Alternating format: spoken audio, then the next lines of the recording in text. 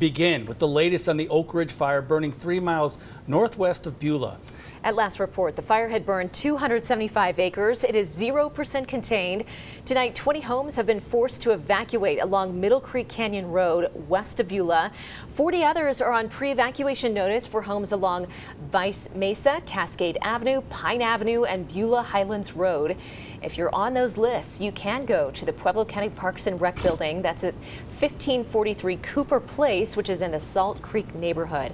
And let's show you a map of where that fire is burning. It is located once again about 3 miles northwest of the town of Beulah, near the border of Pueblo and Custer counties. KRDO 13's Bart Betzel and Emily Coffey both live in Beulah tonight following the developments. Let's begin with Bart, who's digging into how this fire started and where we go from here. Bart, what are the fire commanders saying this evening? Yeah, good evening, Heather and Rob. We continue to get a very light sprinkle out here in the town of Beulah, but nothing nearly to the type of rain event that would need to put a dent right now in the Oak Ridge fire. You can't see it at night because it's dark, but there is a faint glow coming over the hill behind me because of the fire that's burning. The biggest benefit tonight is not the rain, it's the fact that things are calm. That will help to slow the spread of the fire overnight, but the fact that it is calm means that the breeze is no longer carrying the smell of smoke outside of the town. It's just kind of lingering here, and it's serving as a reminder to residents of what's happening just a couple of miles northwest of their town. Just before sunset, a DC-10 dropped a load of fire retardant on the Oak Ridge fire. It is one of 3 large aircraft currently trying to stop the spread. The fire actually broke out Saturday, as seen in this photo shared by the Forest Service. Sunday, it still didn't look too threatening, but today it exploded.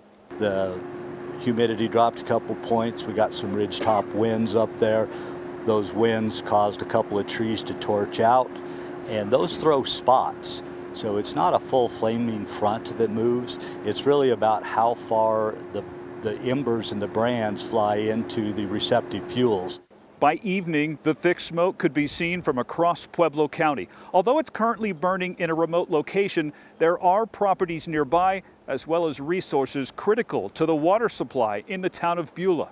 One other major concern that we have at the path of this fire right now is the watershed, one of the 2 watersheds that feed the town of Beulah. That's of concern right now because earlier the path of the fire was progressing in that direction, and that can contaminate the water system here, so that's something we're watching very, very close. Even with many more firefighters, trucks, and aircraft already here, fire commanders say by Tuesday morning and afternoon, there will likely be much more. So we've been ordering pretty solid for the last 2 hours. Engines, hand crews, intermediate overhead, high-end overhead, CNG to get powered up for tomorrow. We'll develop some plans tonight. We'll have a lot of resources that will start arriving early in the morning through tomorrow to help put this plan into effect. Now, you saw the footage of that DC-10 earlier. That is essentially the largest type of firefighting aircraft available. It is one of 3 fixed-wing aircraft that we've seen out here. There are also at least 2 helicopters that we've seen out here. So they are taking this fire very, very seriously. Now, when asked earlier what type of weather conditions would be needed to slow this fire down, the Forest Service representative said calm atmosphere, high humidity, cool weather, all things we are not likely to see at the end of June. And I know you heard a second ago about crews arriving tomorrow morning, tomorrow afternoon, but we've seen more crews arrive here at this staging area near the Beulah School just in the last half hour or so. So there's a good chance a lot of those crews continue to arrive overnight as well. Rob and Heather, back to you. All right, thank you for that, Bart. As we've seen with a lot of fires in our mountain communities, this one has mobilized neighbors, both the families who are being forced to evacuate, also those ready to help with a difficult task, whether it be volunteering at a shelter or helping many folks who have large animals and need some help. We have team coverage for you tonight. Emily Coffey, also near Beulah this evening, covering the toll it's taking on residents. Emily, what are they telling you this evening? Yeah, Rob, I've spent my afternoon talking to folks here who are either on pre-evacuation, are evacuating, or just watching it here. Most of these residents here are cautiously hopeful that this fire will be contained before it can actually impact anyone's home. But those pre-evacuation people, those people under pre-evacuation, say that they've got their bags packed, but they're hopeful that they're going to be able to sleep in their own beds soon. Now, that's all in spite of the fact that this fire has grown to over 270 acres tonight. I drove home from Pueblo and was a little keyed up because it looked awfully close, and I was seeing kind of trees torching. This is video off Dave's back porch taken today. We're not waiting for a pre-evac order.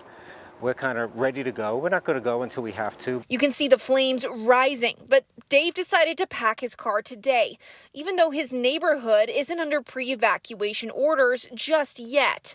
But for those who are, it's always fearful. This is what Marlena's street looks like. Folks here don't have to evacuate immediately, but Marlena says that in the event of an evacuation, they're not letting her back in her home, and that's for a good reason. My husband is a firefighter. My son is a firefighter who's up working on that right now. And I'm going to say, if you refuse to go, then my son is putting his life at risk trying to get in there if things really get bad. Thankfully, Beulah is a tight-knit and compassionate community. Everybody knows everybody, but in a really positive way, where everybody supports everybody. And Marlena says that's what's keeping her and others together right now. Everybody just really steps up and helps and makes themselves available no matter what the situation is. Yeah, there is one evacuation shelter for evacuees in southeast Pueblo. There's also a place for livestock right off of Highway 78.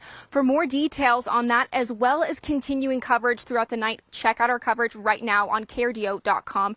Reporting live in Beulah, Emily Coffey, KRDO 13.